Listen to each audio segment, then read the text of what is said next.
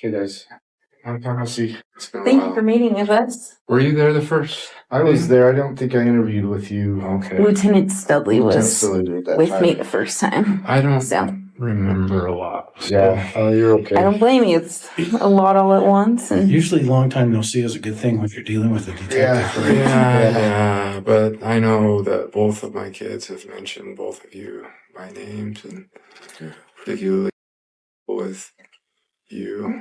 And It's a good kid. Do you guys by chance have a card? I do in the car, I don't have Okay. one. but not Okay. on me. So I'll grab that for you though. Okay. So like I talked to Mr. Kester about, I just want this to be totally ran by you. I won't ask you any questions that are incriminating. We're not looking at you as a suspect or anything like that. We just are more curious of the dynamic and Jody coming into your relationship, your lives. So if you kind of just want to walk us through that on how she came into your lives and then where things started to change. Jody, you mean? Or Jody. I thought Jody. you said Julie, but Oh, you meant Jody. Jody. Yeah. Yeah, Jody. Yeah. yeah, I can do that. I'll ask first. Have you found the pen papers? The pen papers. So we found quite a bit They're- of different We journals. believe they're on the computer, and the rest of them are sealed, like they're trying to mail them off. But we do not have a direct copy of it. No. Because my understanding was we had purchased as a Christmas present for Jody in 2021 a leather folder that 3 inches thick or whatever, and it had engraved on the leather on the outside the pen papers, and Ruby wrote detailed notes of everything, all interactions with Jody and Pam Botcher from August 2021 until I don't know when. But And you're saying it's is it like a satchel looking leather bit, or is it more like a binder? no, it's like I don't even know what to call it. But it's flat. it's well, yeah. So It's you just like a seem shorter, because we do have Ruby's journal, which is from those dates that you mentioned. these About this things big. are going to be so.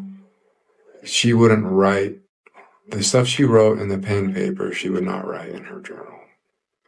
The stuff she wrote in the pen papers was not intended to be read by anybody until God would decree them to be written as scripture for the whole world to read. Okay. I believe that's what we We have that. have. Okay. Because you're saying the pen would be different, correct? It's like a... Well, it was just in a thing called the pen papers. So it was, and that's how Ruby referred to those papers. Yeah. So it described all of the visions and trances and everything that Jody and Ruby went into. How thick would you say it was? It was like 3 inches thick or so. And there were hundreds of pages of written documents that Ruby had. And that was given to Jody in 2022 when she left and returned to her home in January. So This is similar. yeah, like it would look like that. Okay. That's not the journal that we have, so... No, I think you're talking. It looks like a satchel. Or It's something Jody would not want found. Yeah. But she wouldn't want to destroy it. Because we didn't find that in the home. We found an empty one. We did find an empty one. I don't So remember saying anything on it though. There's an empty thing like that. Yeah. There was a full thing, but it was If the further back. empty one says the pen papers on the outside of it, then they emptied it and did I something. don't remember. we'll go that. back through our photos and see if that's... Yeah. Because everything in the If- home was photographed. So. If you're interested in Pam Botcher, Mhm. that's going to tie Pam Botcher to all of this. What's in those documents? Okay. Okay, so Can I just interrupt for a minute? I'm sorry. Sure.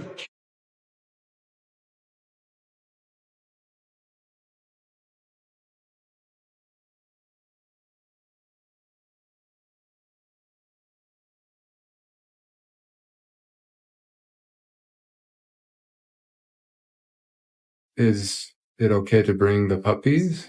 Yes, we want the puppies, right? Okay. Okay, so why don't you finish here and then call me when you're done and we'll. Okay. Hey, will you let the bailiff know we're in here so she can bring us a copy of the order? Okay, let me see if I can find it. Okay, Thank thanks. you.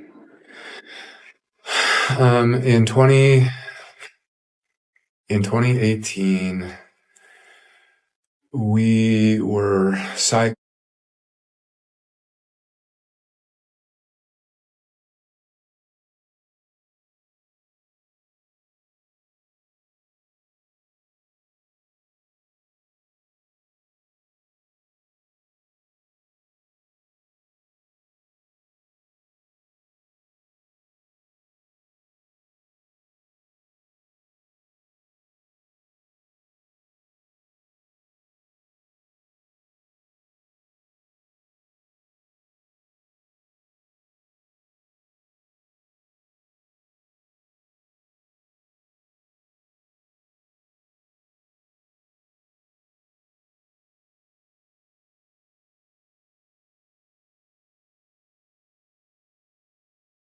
And that's going to be hard to find in today's world. Good luck. Ruby had a very close friend named Paige Hannah, who lives in Mapleton, who was a massive fan of Connections and Jodi Hildebrandt. And in fact, the Hannahs are on the cover of their book. If you've probably seen them. And so Ruby started to speak with Jodi towards the end of 2018, early 2019, with the intention of having her be the therapist to Jodi. Jodi always had a larger interest in communicating with the parents more than with the actual patient, which I always found curious. But her theory was, if you want to help your child, you have to help yourself first, and then you'll know how to help the child. So she spoke with Ruby frequently, and the frequency of their communications ramped up. And then the first conversation that Jodi had with Chad was in June of 2019 while we were on a trip to the East Coast. All of her visits with Chad, virtual through Zoom. But she would talk with Ruby on the phone or through Zoom quite frequently. So Jodi met with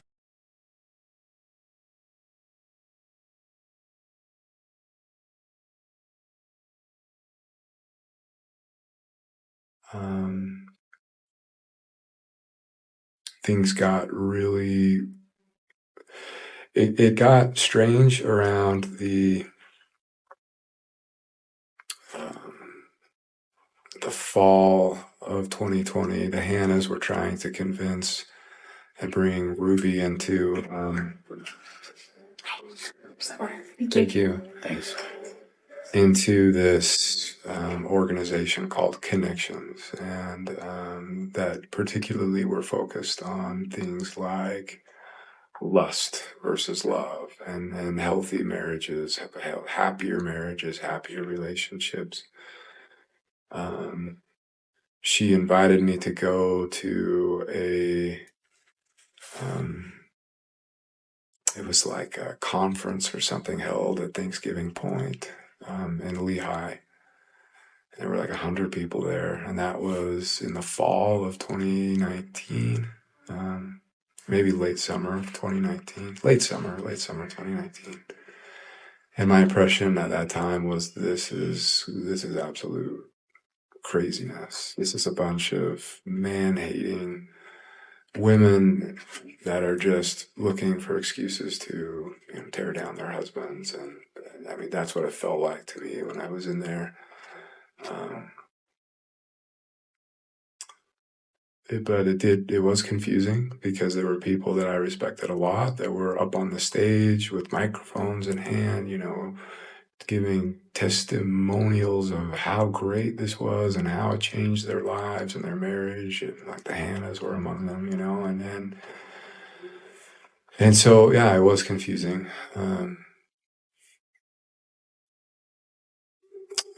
Ruby, then we went on a trip with the Hannahs to the UK in October of 2019. And I swear the whole objective of the trip was to like convince me to get into connections, because all of them were in it except me. But you know, they made some really eloquent arguments, and I agreed to join a men's group with Jody in January of 2020, and I would do it for 3 months. So I started that men's group in 2020, and you know, the group, I don't know if you've ever been to like an addiction recovery group, but that's what it was. That's what it felt like. I mean, there were probably 10 men in there. It was on Zoom. All of them were like working through, you know, various stages of like sex addiction, porn addiction, drug addiction, and it was just it was like a 12-step group, but intended just for general like addiction recovery. And I really was like, what the hell am I doing here? Like, I don't belong here. But everyone's like, no, come here. Like, you can learn to have a better like life and a better marriage. And so I thought, okay, whatever.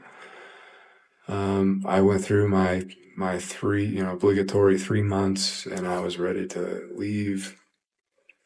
And then I got challenged to. Oh, thank you. And then I got challenged to sit down and have a vulnerable conversation with my wife and ask her how my lustful choices have affected her. And, you know, to me, that was like a loaded question. I thought, you know, I still didn't see what I had done or anything that would constitute any form of like, you know, abuse or anything like that. And, but I did. I took the challenge and I sat down, and for 2 hours, Ruby very emotionally just shared how she felt in our marriage and how the things that I, over 20 years of marriage, you know, asking for sex as a husband frequently, or asking her to wear lingerie or things like that, how that made her feel. And it was really emotional and it touched me. Like, I didn't realize that she felt so strongly about that she felt so hurt by that. And so I committed that I would really give it a go. And I stayed in the men's group. And so, you know, in that men's group, I met with Jody every week, with the other men that were in the group. And then it got weird because like our marriage felt like it was getting better and stronger. So this was now, you know, summer and fall of 2020. And in addition to that, there was the whole YouTube cancel thing. I don't know how much you guys are even interested or aware of that, but in May of 2020, some videos that Ruby released on that dealt with Chad just blew up in her face, and it was all over the news, and hundreds of thousands of TikTokers and all this stuff were just piling on and basically burned down like our YouTube channel. And overnight, like the income went, you know, we lost 90% of the income overnight, and that was hard. Was this like the which episode was this? Was this the one where they talked about like the big bag? Or okay, yeah, and then they started going back and trying to dig and find, and then they'd find these little nuggets like, oh look, Eve went to school without a lunch one day, or you know, stuff like that. But it was the beanbag video that really set people off. and then they went back from there. Okay. So at that time, Ruby was really distraught, and she was looking for support. She was looking for someone who would understand her, who would validate her, and she found that in Jody. all the stuff she did with Chad was because of Jody, and so it makes sense that she would go to Jody, for emotional support when she felt like her world was burning down. In the meantime, I felt like our marriage was getting stronger. It felt better. Like we didn't fight as much, and even though we were having less sex, it felt more connecting, and it was just. I thought, wow, this is great. Like, this is great, and I was happy to be the guy up on the stage. That started sometime in like late 2020 or the fall of 2020. There would be a conference, and Ruby would say, I thought we were just attending it, but then she'd say, hey, they wanted us to get up and tell our story, and I'm like, oh, okay, sure. And so I get up and just say, like, yeah, I was the guy who said, I think this is a bunch of like, man-hating, women, but it really has made a difference in my marriage. And it really did. Like, I believed it. And so those conferences and stuff, everything continued like that until March of 2021, when after a conference, a connections conference down in St. George, all the inner circle, all the people who were being trained as mental fitness coaches and stuff.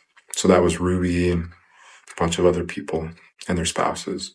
We went out to like a dinner afterwards, and that's where Jody really opened up to the women in a private conversation that she believed she was being tormented and haunted by shadow figures every night.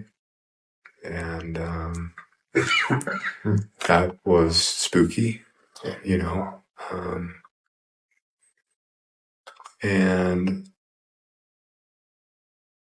I don't know exactly what happened, but the Hannahs do.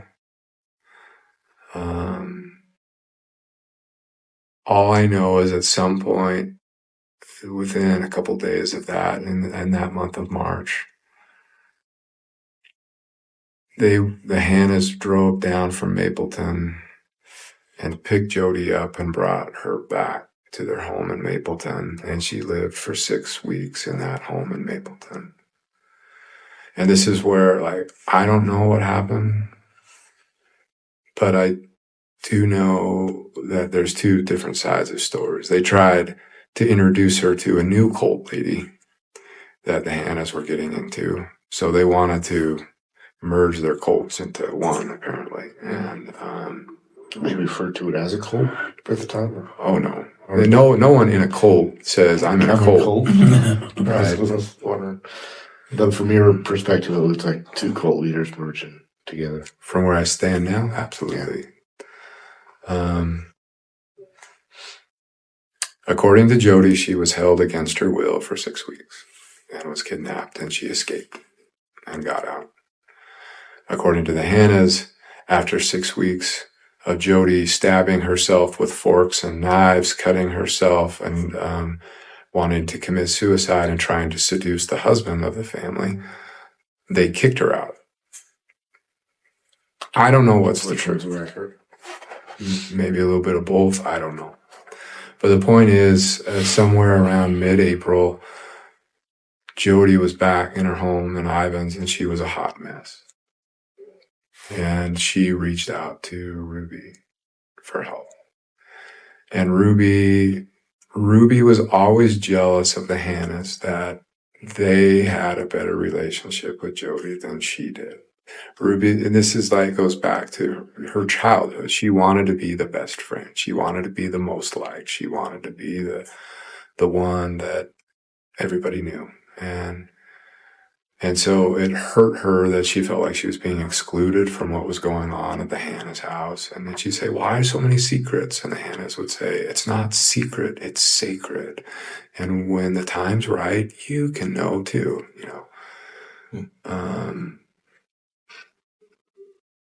So we went down to Jody's house in May of 2021. That was the first time I'd ever been there. And it blew my mind, as I'm sure you have walked in there and gone, how does a therapist live like this? Like, it didn't make sense to me. But we were there, and she opened up and talked about, her struggles and what was going on. And I gotta say, like, I'm a smart guy. I'm an engineer. I've designed and helped build some really big stuff. I've been a college professor. I can't explain some of the stuff that happened while we were there. Like crashes in the basement while we were talking upstairs, and plates like in the kitchen just flying off by themselves, like full speed, smashing on the wall and falling to the floor like by themselves. I can't explain it, but I saw it with my own eyes, and I don't have any way to explain it other than there's some crazy shit going on. Ruby was convinced that we could intervene and help Jody.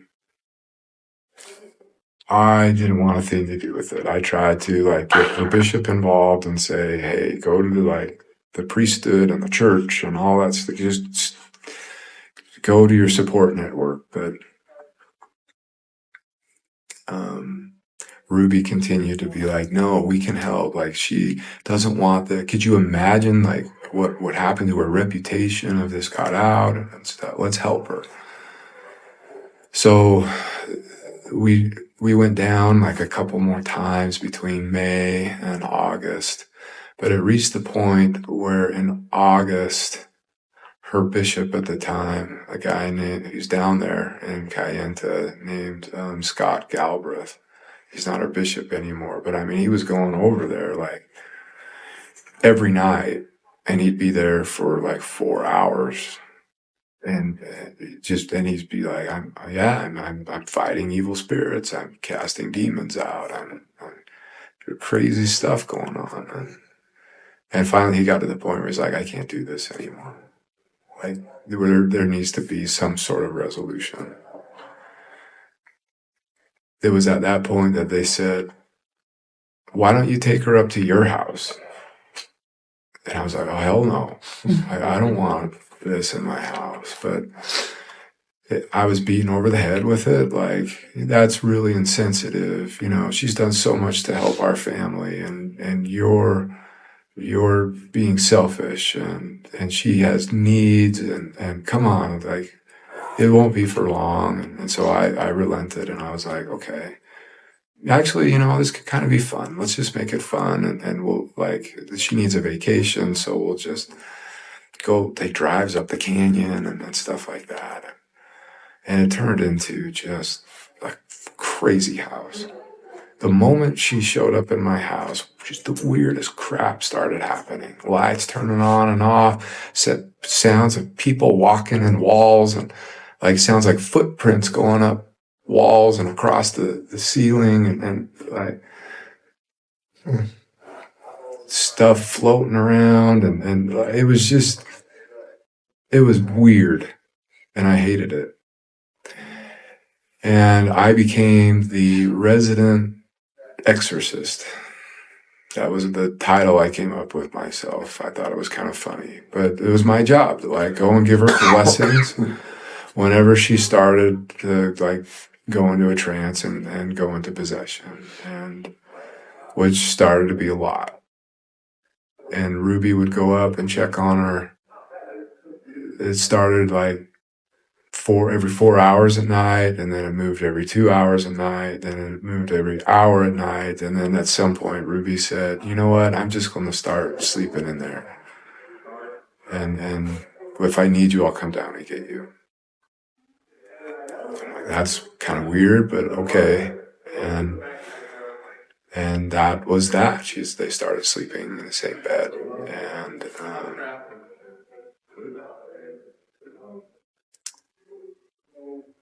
then she started having like trances and stuff. I would say probably September, where she believed that she was going to heaven and seeing God and Jesus and talking with them. And she would get together with Pam Botcher. Ruby, Pam, and Jody would get together and do these interventions.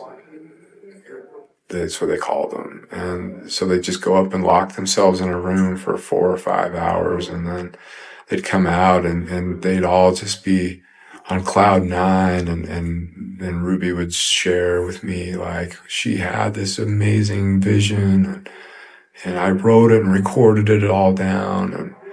And we have a work to do from God, and you're part of it, and the bishop's part of it, and we're all part of bringing all this stuff to the world. And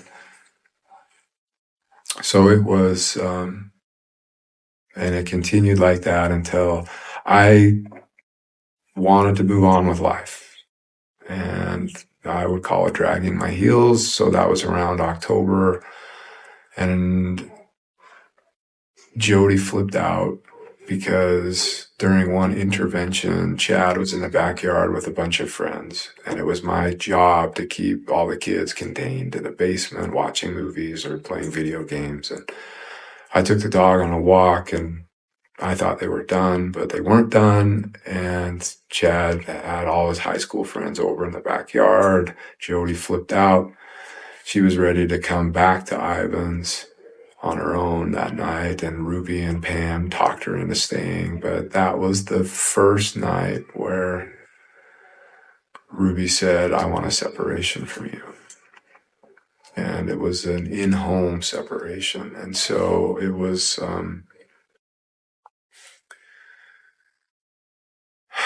it was hard. Basically, there were all these rules now placed on me. Like, I could leave when I wanted, but I couldn't come back until Ruby gave me permission. I couldn't come into the kitchen to eat until Ruby gave me permission. And the upstairs where Jody roamed was completely off limits. I couldn't go upstairs anymore in my own house. And there would be, Ruby would dictate all of the terms of how our interactions would be, when we would talk, and that was hard.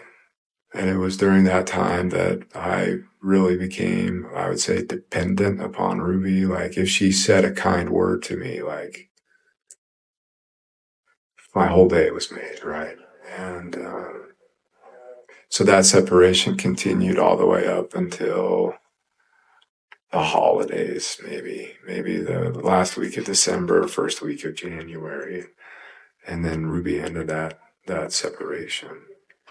Jody went home the second week of January. But by that time, like, Ruby, Pam, and Jody were completely determined to do this work that they felt God had for them. And I thought it was crazy. Like, I thought it was just batshit crazy. Like, Ruby, you have a reputation. You have a multi-million-dollar business. You have a brand, and you are just giving it away. She wanted to legally, like, work with Jody's attorney to basically give Jody 8 passengers and become an employee of Connections. So basically the contract was Ruby gives Jody everything, and Ruby gets nothing in return. Our manager, our YouTube manager at the time, was like, red flags. Like, I don't know how to tell you. She is scamming you. Ruby fired him. And I was like, I believe our manager. I think he's right. And Ruby started threatening me with another separation. And just like, this isn't about money. This is about doing God's work. And so we continued in that dynamic for the next 6 or 7 months until she went on a trip with Jody and Pam down to Arizona. And I think they, like, when I read her journal, she went into Mexico or something and bought drugs or something, like prescription drugs for the emergency kits. And when she came back from that trip, before she even brought the bags into the house, she pulled me in and said, I want to talk with you. And that's when she asked me to leave. And that was July 20th, 2022. My interactions with Jody at that point became one of Jody. I was still in the men's group, but the dynamic changed. Instead of being like one of the top people that helped run groups and helped support, all of a sudden I felt like I got knocked to the bottom. And Jody was just piling on me every week in the men's groups. And the other men just do whatever Jody does. If Jody piles on somebody, they all pile on. If Jody praises somebody, they all praise. And so it really felt like a pack of dogs. And Jody was the alpha. And whoever she, sicked the dogs on, they would go. Whoever she praised, the dogs would just lick them up and down. And that's how these groups went. And so once I was in separation, every week was just hell, psychological hell. And Jody was running it. Everything was on Zoom. And I knew that the only way I would ever get back into my house was I had to get Jody's approval. Because if I didn't get Jody's approval, I would never get Ruby's approval. But it felt like an impossible task because no matter what I did, no matter how much I tried to track better, be, truthful and not be selfish, every week it was like, you're being manipulative, you're being selfish, you're lying, you're hiding something, you're still hiding stuff. And I really started to question my sanity, honestly. And this is Jody that we were talking about. And so that continued for an entire year, but it became more and more and more and more and more isolated until, Jody had an approved list of men that I could make phone calls to. And it was basically 3 men, but all 3 of those 3 men were like, we don't want to do phone calls with you anymore because you're being manipulative. And I'm like, well, who told you that? Well, Jody did. So I was completely cut off. And if I went to my church leaders, I was seeking enablement. If I went to my family, I was seeking enablement. If I went to anybody, I was seeking enablement. And so it felt like a no-win. I felt trapped. And that's where I was all the way up until the last week of July, when Jody called me one day out of the blue and just said, I don't understand why you're not getting it. You're not changing. I don't get it. So I've been asking God what to do. And God told me that you need just to have complete, what's the word they would use? Solitude with God. Become a monk. Yeah. And I was like, what do you mean? And she's like, I don't want you to come to men's group anymore. And I don't want you to do phone calls with any of the men. And I'm like, well, then who am I going to talk with? Who's going to support me? God will. You need to learn to go to God. And so I'm just like, there's nobody. You're just, I'm going to be completely cut off. And she's like, no, you'll have God. So that was the last week of July. And that was my last interaction and contact with Jody. But it was strange because at that time, around that time, things with Ruby started like picking up, and I didn't understand why, but like Ruby wanted to meet in a parking lot and wanted me to sign over titles of documents. Like the two of our cars wanted me to sign them over to her name. And To Ruby. but I was like, okay, I'm just not, I'm in total compliance mode at this point. Just like, I'm a good husband. You see, you can trust me. And so whatever she asked, like sign over the cars to me, no questions, just okay. And then another thing, she was like, I might want to do an investment, but I will need your signature. Do you trust me enough that I could get your signature if I wanted to pursue my own investment? Yeah, sure. Whatever you say. How big of an investment was she talking about? What did she tell you? She never did, and I never signed anything. She never brought anything to me. But when I returned to the house, everything was packed up, and a neighbor came over and said she asked for the HOA rules and mentioned to him that she wanted to rent the house out. Which I was like, are you kidding me? And she wanted to sell the house, but couldn't because my name is on the mortgage. And I think that's what she was talking about of, will you sign something if I just put it in front of you? And you know what? I probably would have. Like, that's how messed up I was. I'm glad you didn't. Me too. That would have been disastrous. Yeah. But I can't describe to you what torture and hell it was to live it was more than a month really, in complete isolation. Believing that I was like evil and, I mean, manipulative and lying and selfish, and that I had abandoned my family and that I was more interested in my selfishness than my family.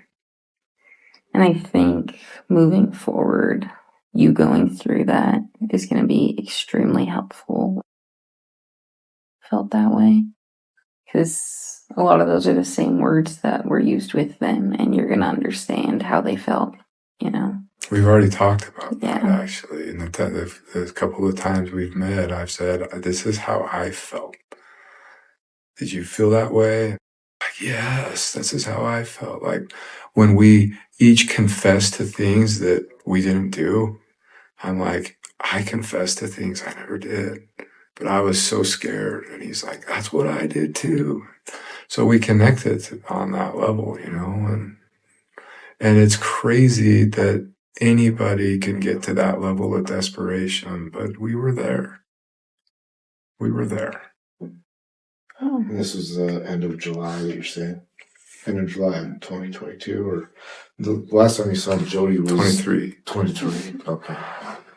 The last communication I had with Jody was the last week of July. Might have been like the first couple days of August, but just So that it's just little shortly before we made contact with you. Yeah, Or a you month. made contact with us. A month before. Yeah. Okay. So for that whole month, my life was literally wake up, exercise, go to work, pretend everything's okay, come home, do connections like workbooks and read scriptures and try to strip selfishness out of my life. Like, go to bed, wake up, repeat every day. Boom, boom, boom, boom, boom. I mean, I was so upside down. And my plan was in 6 months, I get to reach back out to Jody again and she'll let me back in the group, and then I can prove. Oh, I don't know if I heard a door knock. I don't know if I did too. Might be kids. Might be. Oh, And we can. has it been an hour? Almost. I told you it wouldn't take an hour. So take a couple minutes. I'm And sorry. we're good too if you need to head out. That was seriously. I guess We just wanted, yeah. the only questions I would have, and just going back, you said that she was having like these visions of like were you ever privy enough to understand or be told what those visions were? A couple of them. What were the two they should tell you about?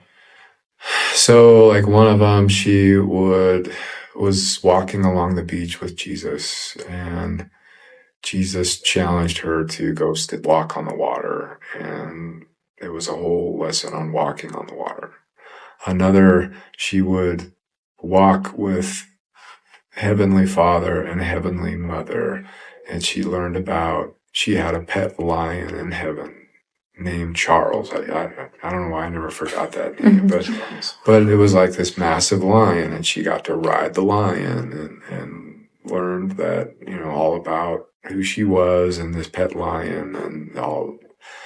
There was another one where there was a lot of satanic ones where when she would go into possession mode, she would talk in like different voices. It was really creepy. But the voices would say, she's ours, we're not letting go. She is Satan's bride. She's mine. I'm going to marry her. You know, so if she was faking it, she believed that she was trying to, or Satan wanted her as her bride. So then you said, just clarifying, so last time you saw the kids was when you separated that in July, is that what I'm thinking? Of 2022. Do you have any questions for us? No, I'm just really interested in the pen papers. Like, for my own curiosity, I want to know what was going on and all of those little interventions. And I'll look back through the photos because, like I said, we documented everything in the home, whether we took it or if we didn't. And then I'll reach out to Mr. Kester and let you know. So I have But- a couple of observations when you're done. Yeah, go for it. So I always thought it was interesting, now that you mentioned that she was riding a lion. Kevin told me that when they were having these group meetings, she would never show up.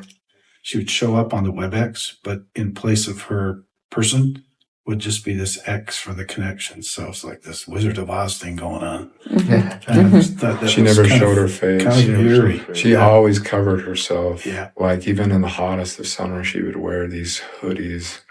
She would smell so bad. Yeah. She would never bathe. But she was trying to hide her arms and stuff because apparently Ruby told me they were just like mutilated. And So the other thing that I think it's important for them to know is during that whole time when you were out, you had communication with Ruby maybe 3 or 4 times, but that each time, or at least on some of the occasions you spoke to her, she's telling you that everything's blissful, we're doing well, you know, everything's so much better without you. oh, that would be communicated to me by Jody every week. Okay. And the men's groups too. And it was just like, you're abandoning your family. And it always hurt so bad because it's like, I want to be with my family so bad. What do you mean I'm abandoning them? If you wanted to be with your family, you would change. You would stop being selfish. But you keep being selfish, so you want it. And it was just felt like, well, how do I stop wanting it then? It's like, then you must change. Well, how do I change? Well, you got to want it. Well, what? You know, so how do I want it? You got to change. It's this like Perpetual cycle. yeah, And there's no, I tried to find my way into that cycle. And it felt like, have you ever had a dream where there's like a problem you're trying to solve, but you can't solve it, and how frustrating you feel? That's what my life felt like. And as I'm looking back and I'm realizing there was no solution. You either had Jody's approval or you didn't. I wasn't doing anything different than the other men in the group. But they got her approval, so they were praised and they were repenting and they were doing everything right. I, on the other hand, was manipulative and selfish and enabling and all blah, blah, blah, blah, blah. And she became like the arbiter of truth, the arbiter of forgiveness, God's own mouthpiece. And it was just messed up. Well, I'm glad that you're seeing Realizing that. clearly, you know, and Coming out of the kind of fog. came out of it. Yeah. Yeah. So, Yeah. One last Mhm. discussion. So, in the home, when the warrant was issued, there was a bag with $85,000 cash in it. And I understand her lawyer, Ruby's lawyer, has all that I'm not. Which home are we talking about? Ivan. In in Ivans? the Ivans home. We don't know. The money was left where it was left. We didn't take it. We didn't keep it with us. The house was secured when we left. We're assuming that Lamar Windward Yeah, was he able has to it. retrieve it. But we don't. I can't tell you Yeah. one or the other. If we did. So here's kind of the issue. That money, she cleaned out their bank accounts. The kids' savings accounts. Yeah. And yours too, your joint account. Yeah. And that's where that money came from. Mm-hmm. So I don't know if you can have, or if I need to have a discussion with the county attorney. Kevin would kind of like his kids' money back. Yeah. So it would be civilly. So I would go address that. Talk to Lamar. Lamar, see, yeah. see what those funds are being used for. I don't think he wants to give them up. And I wouldn't either if I Yeah. were him. Yeah. But I think he's using them for attorney fees. Yeah. I don't know if the county attorney is going to be able to separate that out unless the judge has already separated it out. Even the county attorneys can look at it and go, it's civil, it's both your guys' money in some sense, and then But if the judge would have to divide that up to where it goes. We can do that. Because the county attorney want If you did go civil, though, I feel like that would be your fastest route to. It's just dirty what she did. Yeah. She stole Yeah. money. She stole money from my 18-year-old son out there. Yeah. And it's wrong. Well, the other thing that you didn't, that I don't know, I mean, there's a lot there, but I think they need to know that while Jody was living in your home, she was also purportedly giving therapy to Chad, and Chad was paying Every week. her. And he's like, what, At that time, 15, we were 16? paying her. Oh, okay. It wasn't until Chad moved out that part of his therapy was he needed to pay for his own therapy. So at age 17, he was paying her $900 a month to get Dad brainwashed. at 17? He did. What was he doing for work? He worked at he's a lifeguard, basically. Okay. Lifeguard supervisor at So two most of his different rec check. centers. Yeah. So it was like the majority of his check was going to Jody. He was paying her more than he's paying rent, wasn't he? So 3 times as much. that's crazy. I mean, obviously, you've seen her house, and what she has, she's making. There's a lot of money going around. There's a lot of money. I don't know if we can. Sorry, I've been a little sick. I'm not sure if we know where that money came from or where it went. Like, it doesn't seem like she's had an income within the past little bit. So, Were her book sales I can't imagine. anything? I can't imagine they were. But anyway, I need to get my kids. Yeah, we'll Sounds definitely good. let you go. Thank And you. thank you so much for your time. We appreciate I it. want to cooperate, though, in anything related to Jody and Ruby and Pam. Mhm. And if I can help. We appreciate we'll that. reach out to your attorney if that's okay. If you have any questions, we can do it over the phone or something. We'll have to meet in person. But maybe I can get some clarity.